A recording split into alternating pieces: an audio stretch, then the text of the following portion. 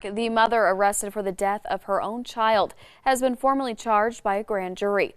Victoria Perla Romero is facing multiple child abuse charges a year after her child died.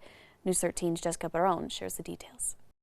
39-year-old Victoria Perla Romero was arrested earlier this month for the death of her child. A pretrial detention was filed on behalf of the state. It stated that Romero's past criminal history with drugs and fraud were reasons to keep her in custody. This Friday, Romero was indicted by a jury for charges including child abuse resulting in death. Court documents state that Romero's case began after her almost 2-year-old grandson showed up to daycare smelling like weed. Daycare workers called police, prompting an investigation. According to the criminal complaint, the toddler received a drug test and tested positive for meth and THC. Romero had 2 other children living with her at the time. Documents state that during the investigation, Romero might have purposely shaved their hair to prevent officials from doing a drug test. It says the timing of their haircuts was, quote, odd and maybe with the intention to prevent hair testing. It caused the drug test to be postponed for 2 weeks. CYFD then got involved, and the toddler, along with 2 other kids living with Romero, were placed with a family but later returned. During this investigation, an APD investigator learned about the death of Romero's 7-month-old last year. Court documents stated that in June 2022,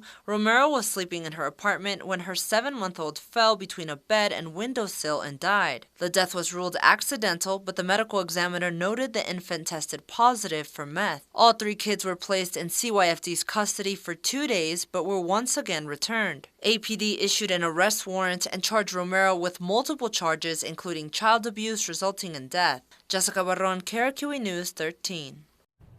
Romero is facing more than 20 years of imprisonment with more than $15,000 in fines.